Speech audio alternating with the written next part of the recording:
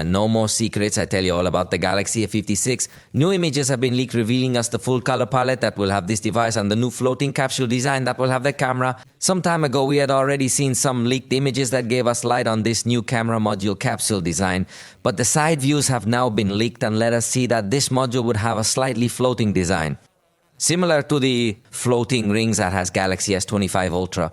So I think at a design level it would indeed look very premium, although yes, probably if you stick a razor in there and apply a lot of pressure, you're going to manage to peel that module off. You'll be happy. But in this side view, you also get to see this little relief that Samsung calls a button island to place the volume rocker and power button on this aluminum frame. So I insist, the device in terms of design looks pretty premium from the side, and the color palette is very Samsung-esque with somewhat soft colors. White, black, green and pink, all with this all-black capsule for the cameras. The front view has also been leaked, which will reveal that the design does not bet on ultra-reduced bezels as we see in the flagship models. But at least it seems that they will be a little thinner than in Galaxy A55 and almost symmetrical. Especially talking about the sides and the top, because unfortunately the bottom bezel is still asymmetrical and is slightly thicker. It is said that the processor of this device will be the Exynos 1580, which gives a performance very similar to a Snapdragon 888 or Snapdragon 8 Gen 1. It is close to that performance. It will come with One UI 7 out of the box.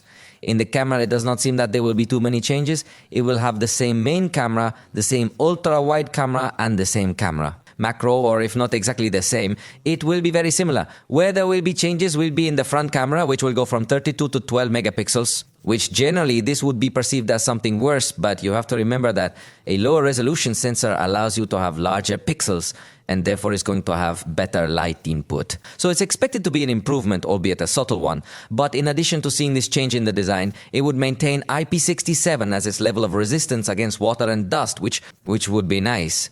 But another important improvement would be in the charging power supported, because it is said that in this model, Samsung will finally enable 45 watts charging. Although personally this is a little strange to me because the Galaxy S25 is still stuck with 25 watts. So it will be curious that a mid-range device exceeds the charging power supported by a high-end device, but hopefully this is true. The battery is said to continue with the 5000 mAh capacity and the screen will still be Full HD AMOLED with 120 Hz. So let me know in the comments if you think this device is going to be very competitive within its range, or do you think Samsung is falling a little short? I say this because there are several manufacturers that in the mid-range are starting to incorporate things like wireless charging, telephoto camera, a larger battery, but Samsung is lagging a bit behind in this aspect. Although the design looks very nice and it's an overall well-rounded device, many manufacturers are starting to push more in the mid-range, as the high-end is a bit stagnant and there are not so many new features in full 2025-2024.